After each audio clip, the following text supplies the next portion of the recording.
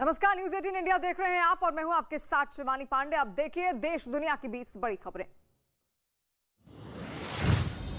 UP के गोंडा में दो पक्षों के बीच खूनी संघर्ष की तस्वीरें सामने आई है। जमीनी मसले को लेकर दो पक्षों के बीच जमकर विवाद हुआ। आरोप है कि एक पक्ष ने झगड़े के दौरान फायरिंग भी की। सोशल मीडिया पर विवाद का वीडियो वायरल होने के बाद पुलिस ने मामला दर्ज कर लिया है और आरोपियों को हिरासत में लेकर पूछताछ की जा रही है।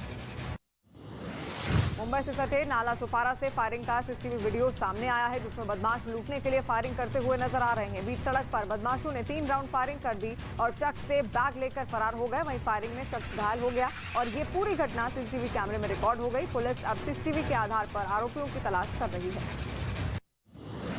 यूपी के बरेली में भीषण आग से अफरा तफरी का माहौल बन गया। आग ने 3 दुकानों को अपनी चपेट में ले लिया और देखते ही देखते सब कुछ जलकर राख हो गया। दमकल विभाग के कर्मचारी आग बुझाने के लिए काफी देर तक मशक्कत करते दिखाई दिए, जिसके बाद आग पर काबू पा लिया गया। वहीं इस मामले में पीड़ितों ने दुकान खाली कराने के लिए स्थानीय नेता पर आग लगवाने का आरोप लगाया है।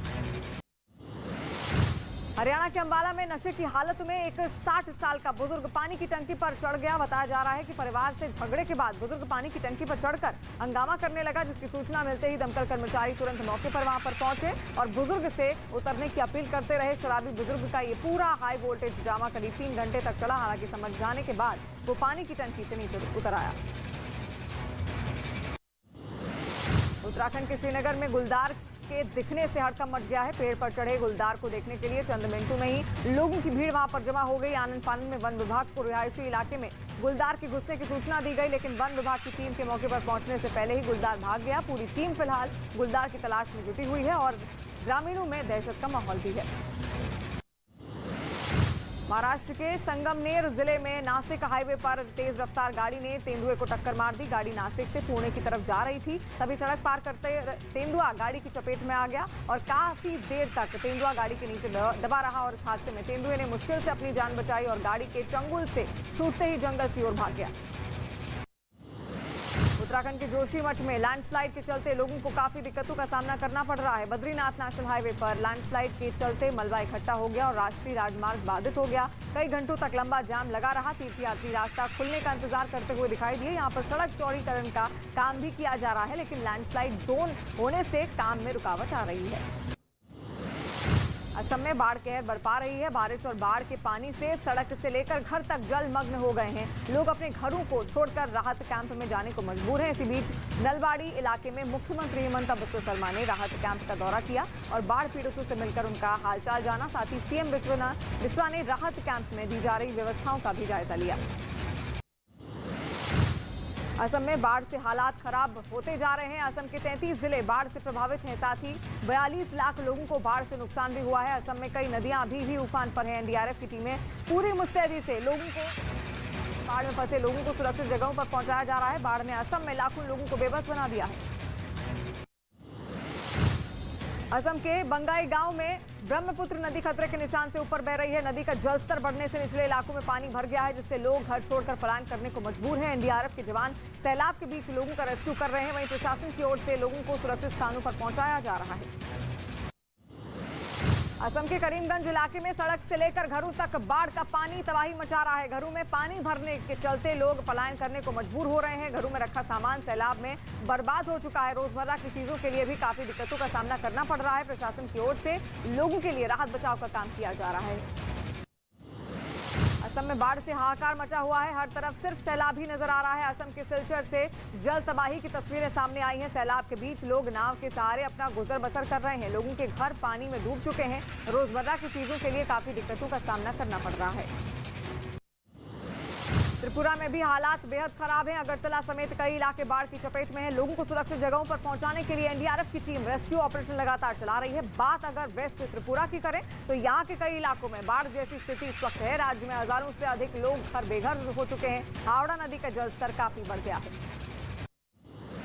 बिहार के नवादा में मूसलाधार बारिश ने लोगों की मुसीबत बढ़ा दी है। भारी बारिश के बाद सड़कें दरिया बन गई हैं और नवादा के सदर अस्पताल का पूरा परिसर जलमग्न हो गया है। अस्पताल के किचन में भी बारिश का पानी घुस गया है और जल भराव में ही अस्पताल के स्टाफ काम करते हुए नजर आए। वहीं मरीज और उनके तीमारदारों को काफी दिक्कतों का सामना करना पड़ रहा है। यूपी के मिर्जापुर में लगातार हो रही बारिश से हुए जलभराव से लोग काफी दिक्कतों का सामना कर रहे हैं। लोगों के लिए आवाजाही करना मुश्किल हो गया है। जलभराव के चलते अंडरपास में एक गाड़ी फंस गई है। गाड़ी के घंटों तक पानी में फंसे रहने से लोगों की सांसें थम रही हैं। काफी मशक्कत के बाद गाड़ी को मशीन की मदद से बाहर निकाला गया। बाबा बर्फानी की यात्रा से पहले बर्फबारी से गुलजार हुआ अमरनाथ। यात्रा से पहले गुफा और उसके आसपास हुई हल्की बर्फबारी के बाद तापमान में गिरावट दर्ज की गई है। घाटी में जहां बर्फबारी के बाद मौसम सर्द हो गया है, वहीं मैदानी इलाकों में बारिश ने ठिठुरन बढ़ा दी है। इसी महीने के आखिर में 30 जून से बाबा बर्फानी के दर्शन के लिए श्रद्धालु यात्रा की शुरुआत करेंगे।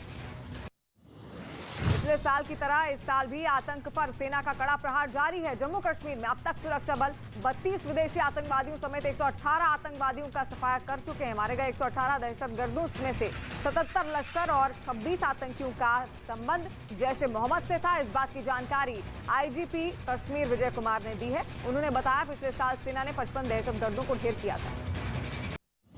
यूपी में अतिक्रमण के खिलाफ सरकार का एक्शन लगातार जारी है। सहारनपुर में रेलवे रोड पर एक होटल के सामने किए गए अवैध कब्जे को प्रशासन ने गिरा दिया। अतिक्रमण के खिलाफ कार्रवाई के दौरान नगर निगम को होटल मालिक समेत आसपास के व्यापारियों का विरोध प्रदर्शन झेलना पड़ा।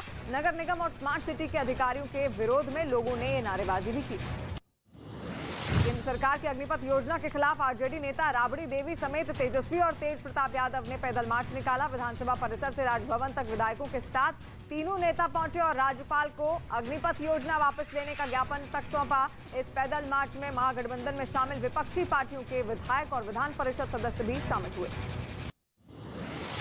ऑस्ट्रेलिया के उप प्रधानमंत्री और रक्षा मंत्री 2 दिन के भारत दौरे पर हैं। विदेश मंत्री एस जयशंकर से मुलाकात के बाद आज ऑस्ट्रेलिया के उप प्रधानमंत्री दिल्ली के राष्ट्रीय युद्ध स्मारक पर पहुंचे और वॉर मेमोरियल पर युद्ध में शहीद हुए जवानों को श्रद्धांजलि अर्पित की। रिचर्ड मालिस के साथ मौके पर सेना के अधिकारी भी मौजूद रहे।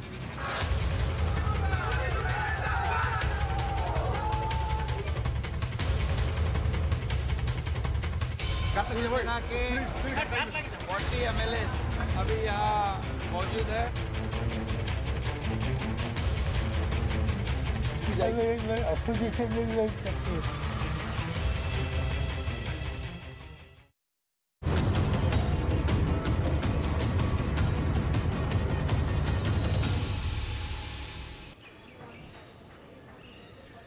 नमस्कार, आप देख रहे हैं न्यूज 18 इंडिया। मैं हूं आपके साथ अनुपमा झा। गुवाहाटी से लेकर महाराष्ट्र तक की एक तस्वीर आपको दिखा रहे हैं कि आखिर महाराष्ट्र में किस तरीके से सियासी हलचल बहुत ज्यादा तेज हो चुकी है। लगातार ग्राउंड पर हमारे रिपोर्टर्स मौजूद है, लेकिन सबसे पहले शुरुआत करें इस वक्त की सबसे बड़ी खबर के साथ, जहां पर संजय राउत ने ट्वीट किया है। उन्होंने ट्वीट करके साफ तौर पर कहा कि देखिए, जिस तरीके के हालात महाराष्ट्र में बने हुए हैं वो इस तरफ इशारा कर रहे हैं कि विधानसभा भंग होने की तरफ इशारा किया जा रहा है। एक बार आपको बताते हैं संजय राउत की तरफ से क्या कुछ ट्वीट किया गया। उन्होंने कहा जो सियासी हालात बने हुए, जो ताजा सियासी हालात